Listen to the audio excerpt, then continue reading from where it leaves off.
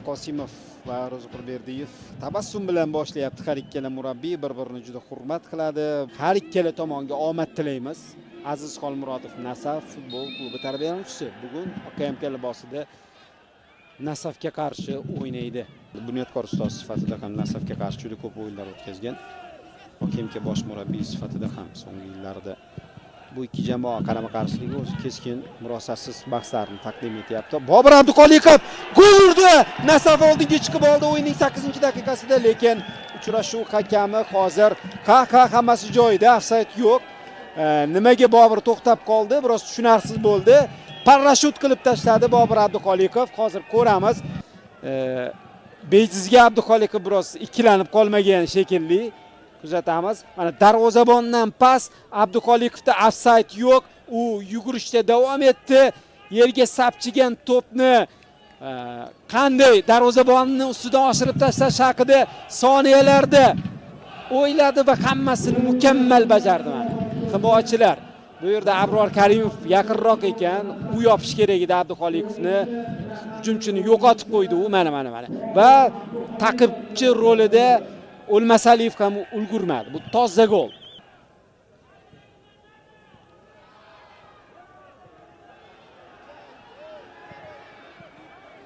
Hozir yaxshi urinish edi OKMKda. Himoyachi to'pni maydon tashqarisiga chiqarib yubordi. 23-daqiqa boshlandi. Hisobda orqada qolayotganda mana shu uslubdan foydalanadi demak OKMK. Lekin Dilshod baribir tezlikda qaytib olish kerak. Nasafni bilamiz.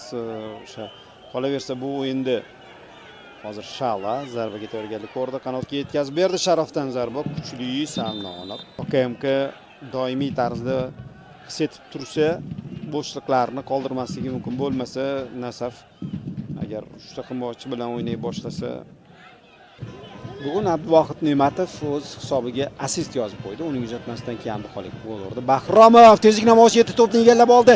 Bobur ochilib boryapti. Bahromov pas berdi. Zarba darvozabon qutqardi. Ofsayd bormi yo'qmi? Har qalay yo'q. Bu yerda Abror Karimov to'pni qaytargandi, keyin to'pni o'g'irlab ketdi. Bahromov to'g'ri pas berdi. Qalay hujum mukammal bo'lmadi, lekin davom etishdi. OKMK futbolchilari to'pni olib qo'yib, endi esa Nasaf hujumga o'tib ketyapti. Abduqolikov to'pni egalladi. Karimov to'pni olib qo'ydi, to'xtadi. Bobur pas berdi. Bahromov olisdan zarba, darvozabon qaytardi. Ushlab ham oldi. Boyagi zarba. Murodbekning kuchli zarbasi borligini bilasiz.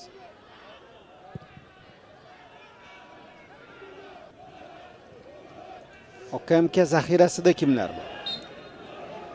Nasaf zaxirasi bilan tanishtiring. Hamidullo Abdunabiyev darvozabon o'yinchilar, Shahzod Toyirov, Ali Abdurahmonov tinchlantirildi. Nima bo'ldi? Bobur Abduqolikov o'tib ketayotgandi. Abdurazokov qo'ydi. Bobur tashlanib qoldi. Nodir javob berdi. Hozirgi suhbat qanday kechyapti bu dialog bilmadim. Muxtorov tinchlantirdi, bir-biriga qo'l tashladi, bunisi yaxshi. Ammo o'sha hujumlar yorqin tugamaydi. Mana bunisi lekin mukammal bo'lishi mumkin. Xolmurodov to'pni egalladi, driblingi bor, kirib bordi, zarba berdi. Nazariy OKMK oldin yuqoridan to'p boshirildi va to'g'ridan-to'g'ri darvozaga kirib ketishi mumkin edi, qarang. Aytdim-ku, burchak zarbalari OKMKda mana shunday xavfli ko'rinish oladi va hozir hujum davom etayotgan edi va davom etdi. Darvozabon qutqardi. Mana endi OKMK o'ziga o'xshayapti. Mana boyagi vaziyat. Hamma bir joyga to'planganda, qarang shu joyda Sobirjonov oshirdi. Qiyin vaziyat edi. Kim zarba berdi? O'lmasaliyev hujumchi bo'lib ketgan ekan.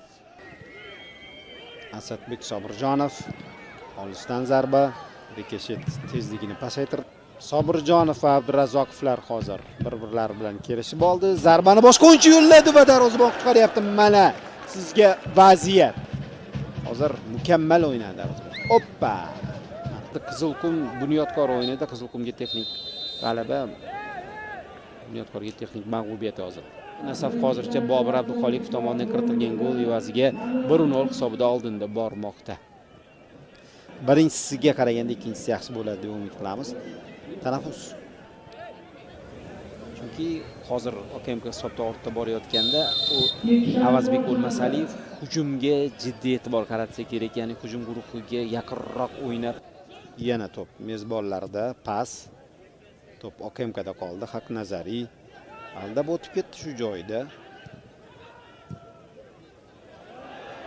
Zo'r uzatma bo'ldi, mukammal. Asadbek Sobirjonov kirib boryapti, jarima maydonchasiga pas berdi. Haqnazariy pas, zarba ozgina qoldi. Nasaf darvozaboni OKMKning butun o'yin davomidagi eng mukammal hujumi adashmasam. Haqiqatan chiroyli kombinatsiya tashkil etildi. Asad Sobirjonovdan keyin Haqnazariy. OKMK Nasaf 0-1 15-tur birinchi davraning so'nggi ikkita o'yini bu. Eng so'nggi o'yini mehmonlarni yengdi. Mash'al bitta urdi, Sodiyon 3 ta urdi, 4 ta gol bo'ldi bu uchrashuvda. Abduxoliqov pas berdi. Shala to'pni qabul qilib, zarba berib darvozabonni 22-raqam Papavaga to'pni tashladi, qayta qabul qildi, kross amalga oshirdi. Mukammal emas bu kross Papava pas mukammal lekin. Zarba Murodov Aziz markazga bordi, pas berishda xatoga yo'l qo'ydi. Ortga qaytgan Rahmatov to'pni egallab, jamoasini hujumini boshlab berdi. Sharob Muhiddinov qanotga yetkazdi. Shala Sharobga qaytardi. Muhiddinov hal qildi. Sharob Muhiddinov ikkinchi golni urdi. Nasaf Olmaliqda. Mana 1 soat tugadi. Jamoa tablodagi farqni 2 taga oshirdi. Mana ko'ring hujumni Muhiddinov pas berib o'zi ochilib bordi. Keyin o'sha hududga to'pni Shala tashladi. Himoyachilar bu vaziyatda Sharofni yopa olmadi. U o'zini kuchli zarbasi bilan to'pni burchakka joyladi. Darvozabonning aybi yo'q. Himoyachilar xatoga yo'l qo'ydi. Mana o'tkazib yuboryapti. Darvozabonning aybi yo'q. 100% qolyapti Ilyos bilan Sharob Muhiddinov. Ikkita himoyachi o'rtasidan o'tib bo'sh hududga chiqib, aniq o'zini eng kuchli Sharobni quroli bu chap oyoq. O'sha chap oyog'ida zarba berib hal etyapti. 0-2. Aytib ketmoqchimanki, Nasafni imkoniyatlarini sal yuqori baholaganda ham Nasaf degan ko'pchilik mutaxassislar har xilma-xil aytmoqchiman o'yindan oldin. Hozir esa OKMKning hujumi yaxshi vaziyat, zarba darvozabon qutqardi. Abduvohid Ne'matov a'lo darajada harakat qildi. O'zi ko'pchilik bugun OKMKning imkoniyatini yuqori baholagandi. Kamoliddin Mirzoyev 50-50 deb baholagan. Ya'ni o'zi ko'pchilik 50-50 baholagandi bu to'qnashuvni. Hali ham jang davom etadi do'stlar. Hozir agar OKMK bitta gol ursa, tasavvur qilavering. 20 daqiqa bor. Yuqoridan to'p oshirildi va gol! Hisob qisqardi. Do'stlar, Ne'matov qutqardi, u nima qilsin? Golni ko'ring do'stlar.